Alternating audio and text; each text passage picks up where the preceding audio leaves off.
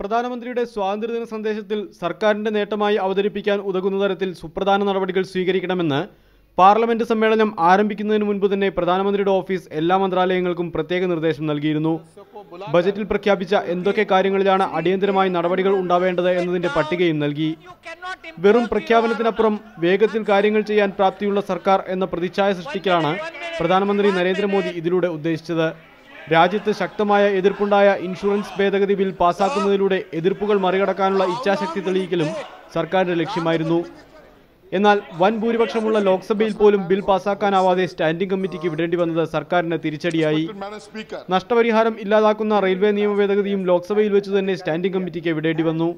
പ്രധാന പ്രതിപക്ഷ പാർട്ടിയായ കോൺഗ്രസ് ആവട്ടെ അസാധാരണമായി ഉപാധ്യക്ഷൻ രാഹുൽ ഗാന്ധി ഒരു തവണ സഭയുടെ നടുത്തളത്തിൽ ഇറങ്ങിയെന്നതൊഴിച്ചാൽ ഫലപ്രദമായി പ്രതിഷേധം ഉയർത്തുന്നതിലും വിഷയങ്ങൾ ശക്തമായി അവതരിപ്പിക്കുന്നതിലും പരാജയപ്പെട്ടു എന്ന് തന്നെ പറയേണ്ടി വരും. ലോക്സഭാ കക്ഷി നേതാവ് മല്ലികാർജുൻ ഖാർഗെ ആ തലത്തിലേക്ക് ഉയർന്നില്ല. പ്രധാനപ്പെട്ട ന്യായാധിപ നിയമനവുമായി ബന്ധപ്പെട്ട ഭരണഘടനാ ഭേദഗതി ബില്ലിന്റെ വോട്ടെടുപ്പ് സമയത്ത് സോണിയാഗാന്ധിയും രാഹുൽ ഗാന്ധിയും സഭയിലെത്തുക പോലും ചെയ്തില്ല. രാജ്യസഭയിലാവട്ടെ കക്ഷി നേതാവ് ഗുലാം നബി ആസാദും മുതിർന്ന നേതാവ് ദിഗ്വിജയ് സിംഗും തമ്മിലുള്ള പടലപ്പിണക്കം കോൺഗ്രസിനെ അലട്ടി. പ്രധാന വിഷയങ്ങൾ അവതരിപ്പിക്കുന്നതിൽ നിന്ന് വിട്ടുനിൽക്കുന്ന സമീപനമാണ് ദിഗ്വിജയ് സിംഗ് സ്വീകരിച്ചത്. ഭരണപക്ഷത്തിനും പ്രതിപക്ഷത്തിനും പരിപൂർണ വിജയം അവകാശപ്പെടാവുന്ന ഒന്നായിരുന്നില്ല പാർലമെന്റിന്റെ ബജറ്റ് സമ്മേളനം.